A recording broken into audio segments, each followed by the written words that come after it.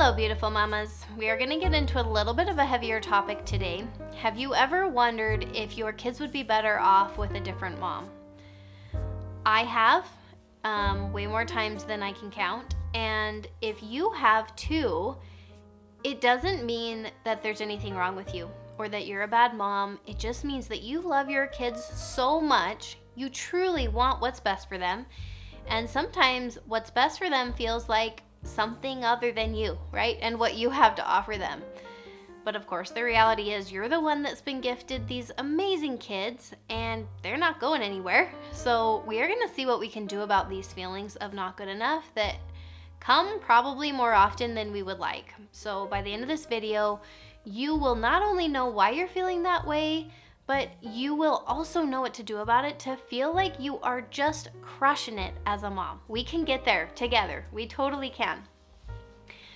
So I don't know if you knew this, but I used to homeschool my kids. When my daughter was 2, she's now 9. Holy cow, when did that happen? It happened so fast. When she was 2, I decided that I would homeschool her. And she, as well as her 2 younger brothers, never went to preschool, and she did not step foot in a school until halfway through her 3rd grade year. So I homeschooled all that time, and unexpected life circumstances kind of brought me to a point in life where I was sending her to school halfway through the year and her little brother to kindergarten. Just our local public school, and it just about killed me. My convictions for homeschooling were still so strong, and I thought for sure that they would be better off with a different mom, or at least I felt very strongly they would be better off with me continuing to homeschool them, right? I knew why I was doing what I was doing. I knew why I was sending them to school. There was no changing that, but it really didn't make it any easier knowing the why. Fast forward 12 months now, and I still feel like my kids would be better off with different circumstances. So what can I do with this feeling? Because it honestly doesn't feel awesome, right? Obviously, sometimes we can make changes and adjustments based on these feelings, like for me to start homeschooling again. But what do we do with this feeling if there isn't anything to change, or if we're just not in a position to make those changes? The answer is that we rewrite the manual. Yes, today I am teaching you about manuals, and I'm so excited about it. So, what is a manual? I know you're all wondering that. So we have a manual for how other people should behave in our lives so that we can feel good and be happy. Not only is this the case for how we expect other people to act and behave, but we also have one for ourselves. And it might just be the biggest manual we have, honestly. If someone asked you what a good mom looks like, what would your answer be? What does she do? How does she do it? What does she not do? How does she talk to her kids? What does she do for fun? What does her house look like? How much time does she spend with her kids? Really, I could ask you a million questions about all the ins and outs of a good mom, and you would have an answer for probably every single one of them. And this is your manual for yourself in your role of a mother. Your answers to those questions is what you expect yourself to do in order for you to feel good and happy about the mom that you're being. It's your own personal definition of what a good mom means to you, right? So here we have this manual of what we should do to be a good mom. So what happens when you stray from that? What happens when life gets in the way or when things go astray to these expectations? Well, let's just say you feel pretty terrible. You might feel like a failure. You might wonder why you can't ever do anything right. Not only are you disappointed in yourself, but you might also think that you ruin things for everyone else in your family. Surely this means that your husband and your kids are suffering because you're totally falling short in all these ways. So you know by now that I am going to acknowledge your feelings, of course, right? However you're feeling is valid, and the love and the concern that you have for your family might totally be warranted. But the problem is that all of this is happening under the surface without us even realizing it. Our manual exists without us even knowing about it, which is just such a dangerous game to play because who knows what's even in there. We might be beating ourselves up over the fact that we burned the grilled cheese because, hello, a good mom never burns a grilled cheese, right? Like, she knows her way around the kitchen. That never happens. So we want to be intentional about it. We want to decide on purpose what we want in the manual. For years, my manual had written set in stone that a good mom homeschools her kids. For me, this didn't really translate to like judgment on other people or thinking what's best for other people. But for me, I knew for a fact that if I was a good mom, I was homeschooling my kids, right? And it was through homeschooling that my kids were going to have a successful and happy childhood. So naturally, I was devastated sending them to school. Not only because I felt like I was flushing their whole childhood down the drain, but because it meant so much about me, who I was, the kind of mom I was, and the life that I was giving to my kids. I'm sure this sounds very dramatic to you, right? But that's the whole point. Our brain does it. And the belief that if I'm a good mom, I'll homeschool my kids was one that I created on my own.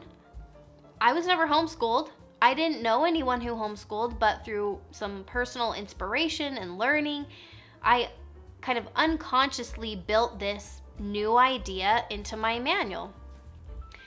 But want to know what most of our manual is composed of? Other people's ideas. This was my own idea, at least, right? But most of my manual are not even my own ideas. It's things that we've never looked into or learned about or questioned. We are living our lives and judging ourselves on beliefs that may not even be our own. It may not even feel good to us or true to us, and yet there they are, written in our manual. My manual used to say that a good mom never takes time for herself. This wasn't conscious or informed, like this was not something I decided on.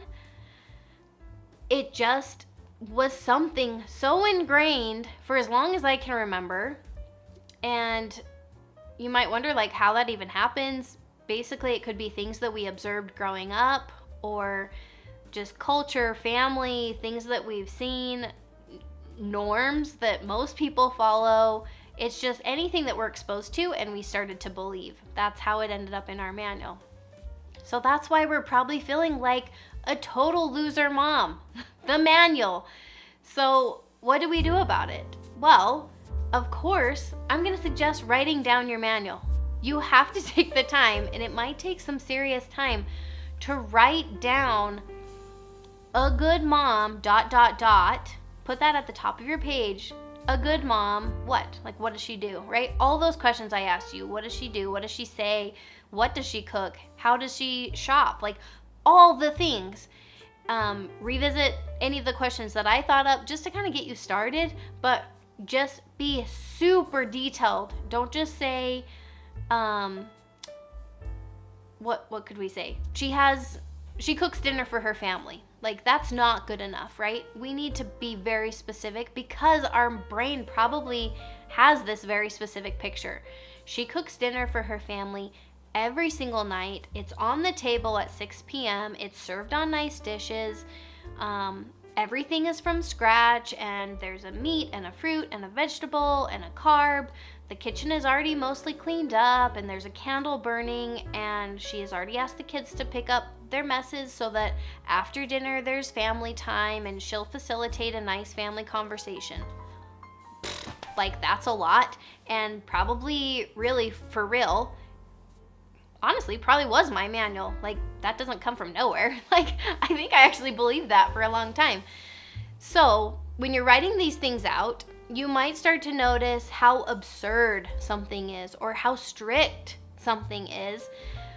But be honest with yourself, write it down. We all have beliefs about what being a good mom means, and we really need to see what is in this manual if we have any hope of changing it. So some things might seem absurd or strict, and so you kind of start letting them go, or, but some other things you might be so sure that it's a fact, right? A good mom really does X, Y, and Z.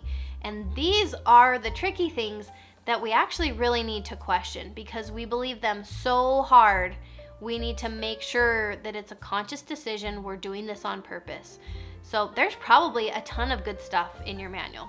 Things that you don't want to change. Obviously, loving your kids and changing diapers and giving baths and reading to your kids and giving them food and clothes and, a house and all the good things. Like, believing these things is good for everybody, right? It's the beliefs that are not necessarily good for everyone that we want to question. Does it really serve us to feel like a terrible mom when we don't fold the kids' clothes perfectly? Do we really show up as our best selves when we're beating ourselves up over not taking our kids camping like a real outdoorsy mom would? No, of course not. We all have strengths and weaknesses, and that's what makes being in a family so beautiful. Our kids will learn from both our strengths and our weaknesses, and it might sound scary, but that's just reality, and it's totally okay.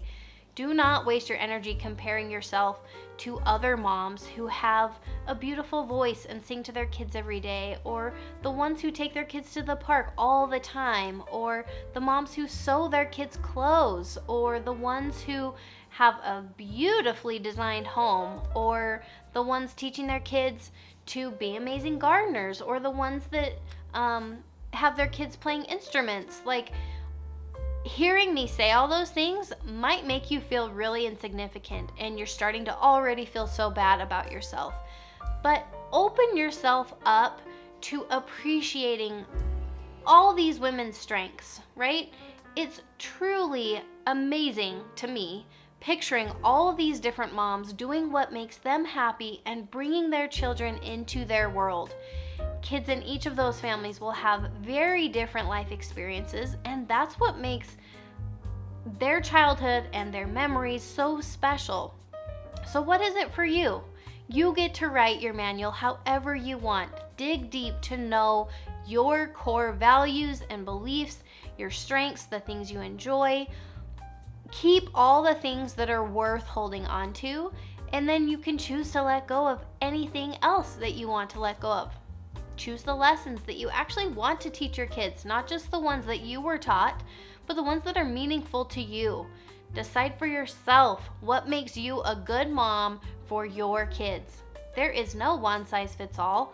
So, of course, not for moms or for kids. The best for your family is going to be the one that has you being your true, authentic self and has you living your very best life.